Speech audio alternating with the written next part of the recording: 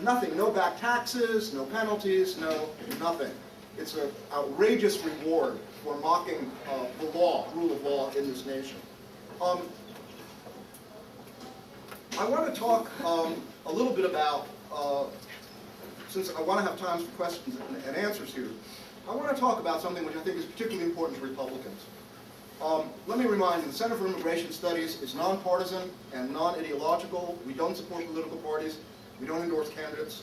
Our 501c3 status, however, does not prevent us from making comments on partisan politics. I'm a voracious reader of everything political. I inhale everything in print and online for about 3 hours every morning before I get to work, seriously. One thing that baffles me is the absence of a serious, in-depth analysis by a single leading Republican politician, strategist, pundit, or pollster regarding the likely impact of comprehensive immigration reform on your party. Silence on this topic is deafening. I suspect this reflects denial because its importance cannot be overstated. Moreover, it is likely to prove disastrous.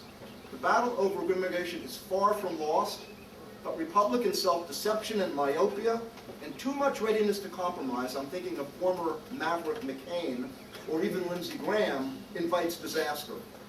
I'm very good at spotting ascending political trends, but it doesn't take any astuteness at all to note that it's counterintuitive, and that's putting it nicely, and downright nuts, to be blunt, for Republicans to support comprehensive immigration reform.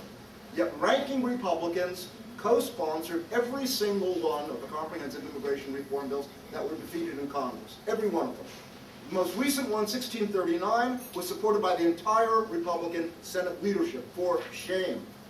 Right now there is a huge cohort of mostly Mexican Hispanics residing legally in the United States. In political terms, it is a sleeping giant. Let it sleep while we reduce that population through attrition, tight border control, and enforcement of immigration law to encourage the incremental self-deportation of the illegal population. It works. My center did a study. After the defeat of 1639 in 2007, in August of 2007, the illegal population reached, the immigrant population, including the legal population, reached an all-time high in the history of the United States, 39 million. Okay? The federal government essentially got out of the business of immigration law enforcement. Bush, was unhappy and packed up and walked off. What happened is that federal law essentially devolved upon the states and municipalities and counties. And state legislatures and county executives and municipal people, mayors, had to take the situation into their own hands. And what did they do? They cracked down. And they cracked down hard. They applied the law. People say, how do you fix this problem? I say, it's not rocket science. Enforce the law. We did a study. What happened between August of 2007 and the following June? The illegal population had dropped by 14%. And this was before the economic meltdown. If we had continued that kind of tough enforcement, which included the workplace raids, which Obama and Napolitano totally threw out, okay? No more ICE raids. If we continued that regime, we could have halved the illegal population in 5 years. So don't believe anybody who tells you this is insoluble. We know it's soluble, and we know how it's soluble. Because so high a percentage of this population is illegal, and even those that can vote do so, by the way, in the lowest percentage of any demographic in this country, ethnic, racial, religious, the lowest of all, they represent a tiny share of the electorate. I don't know if people understand this. Right now they have no political power. And the fact is, I mean, this is good for a joke, in 2000 and 2004 we did a study in Los Angeles County. Okay? American Jews outvoted Hispanics. Now, for quite a while, a lot of Republicans, George W. Bush, at the head of the pack, labored under the delusion that Hispanics would become Republicans due to so-called value issues. Now, Hispanics on the whole are socially conservative. But I would remind you the same thing is true of African Americans. Neither group believes in a high wall of church-state separation. Neither group is keen on gay rights. Neither group supports late-term abortion. Neither group believes in unlimited artistic freedom. I could go on and give you the whole litany. You don't need it. But that has not turned into political support for the Republican Party, either among African Americans or among Hispanics. They may have more conservative values, but they're liberal in one respect: the belief that government is the answer to their problems and that they are deserving of massive entitlement to taxpayer expense. In addition, the Hispanic conservatives are not holding up very well as a byproduct of acculturation in America. Men have mostly stopped going to church. In the Hispanic community, church is a women's activity. The once intact Hispanic family, 25 years ago, Hispanics had the highest rate of intact families of any group in the United States, has fallen apart completely.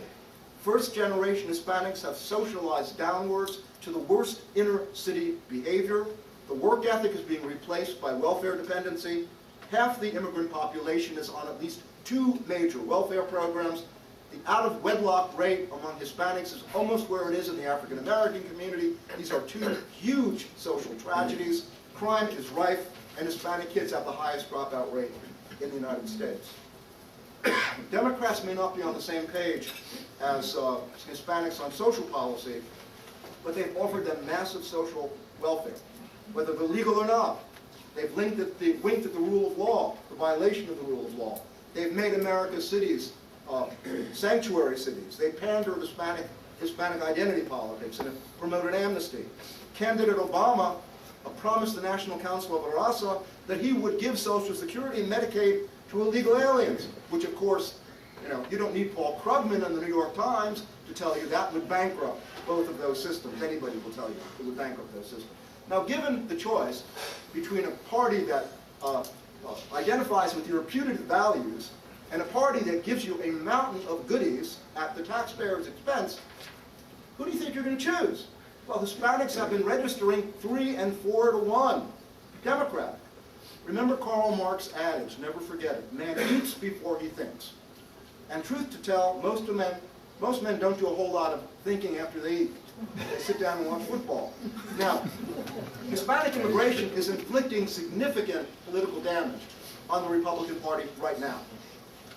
At CIS, we commissioned a study on a county-by-county basis, and I want to go through this just very quickly with you because the numbers are important. That's where the impact of the immigration has been greatest. Republicans have lost 0.58 percentage points in presidential elections for every 1-point increase in the size of the local immigrant population. On average, the immigrant share has increased 9.5% in these counties. Just do some quick math. In counties of 50,000 or more, the immigrant share increased by at least 2 percentage points between 1980 and 2008. The result is a 62% decline in support for the Republican Party. In counties with a 4-point increase, a 74% decline in support for the Republicans. In those with a 6-point increase in the immigrant share, 83 percentage point down. Even in Texas and in Florida, which were long thought to be exceptions to the rule, the rising immigrant population is associated with sharply diminished support for the GOP.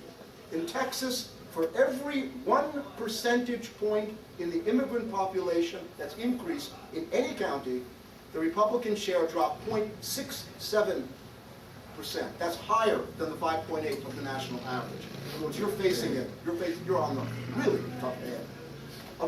If this huge demographic is legalized, and it votes anywhere commensurate with its numbers, Republicans can count on becoming the permanent minority party. In fact, I'd speculate something beyond that. Amnesty combined with massive immigration that would result, and by the way, you know and I know, 10.3 million people are not 10.3 million people. Robert Rector of the Heritage Foundation worked out the math. Within about 15 to 20 years, it's 66 to 100 million, only from Mexico. Okay? That's the kind of change we're talking about here. All right? We're going to have a political reality unlike we've ever seen. I can imagine very easily the Democratic Party becoming the perpetual governing party, essentially like the PRI was in Mexico for years and years and years. Then one little blip with Vicente Fox, back to the PRI. I can also see the Republicans becoming only one of many small, fractured parties as dominant culture moderates, moderate conservatives, and those on the hard right fragment. Now, of course, the Democrats fantasize about this. To avoid this scenario, comprehensive immigration reform must not become law. Now, there is a consoling thought. It is clearly in the long-term interests of Democrats to go for broke on immigration. But politicians, heaven be praised, remain politicians. Narcissistic, egocentric, selfish, and few are so loyal to something as uninspiring as the Democratic Party to be willing to surrender their seats to help secure the ultimate triumph, because it's going to take the wipeout of a couple Democrat Congresses to get to this place.